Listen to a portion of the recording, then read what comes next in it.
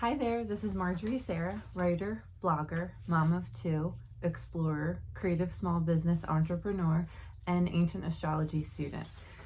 I am making these videos sharing my original works in an effort to face my public speaking fears. So thank you so much for being here and watching because you are helping me tremendously.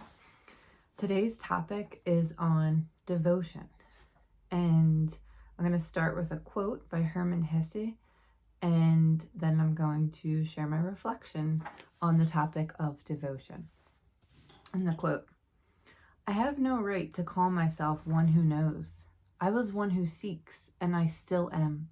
But I no longer seek in the stars or in books. I am beginning to hear the teachings of my blood pulsing within me. My story isn't pleasant. It's not sweet and harmonious like the invented stories. It tastes of folly and bewilderment, of madness and dream, like the life of all people who no longer want to lie to themselves." By Hermann Hesse. Wow. Okay, so devotion. I started thinking about this topic of devotion and what are we devoting ourselves to, and ancient knowledge versus present modern knowledge. And then I walked into that quote and I was like, whoa, this has so much to do with what I've been thinking about. Devotion is as beautiful as it is perplexing. The age-old tradition of looking outside of ourselves to the sages and possessors of wisdom can be inspiring, but perhaps also stifling. If we do not process and churn our own beliefs and hear our own inner wisdom, are we never going to find it?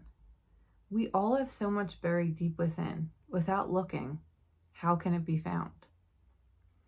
There's much truth to be said and beautiful wisdom to uncover, but not all truths come from outside of ourselves, and not all wisdom is ancient.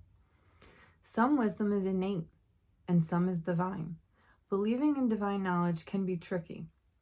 How can we be sure of what we hold as inner knowing without validation or proof? Perhaps we cannot.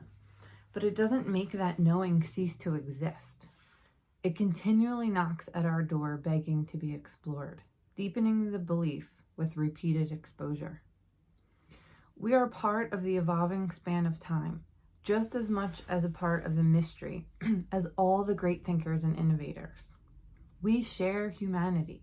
We share the ability to listen to each other, but perhaps more importantly, we are equipped to look inward and dare to discover what lies within each of us.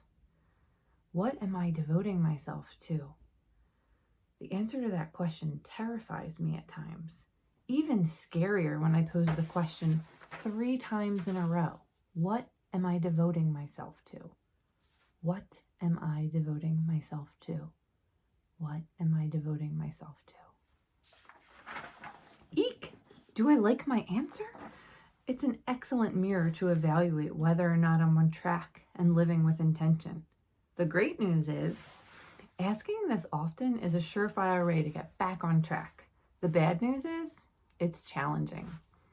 Devotion to that which inspires us and opens our minds, coupled with devotion to listening to our own lessons and observing our inner complexities while marveling at the paradox, is what I'm after.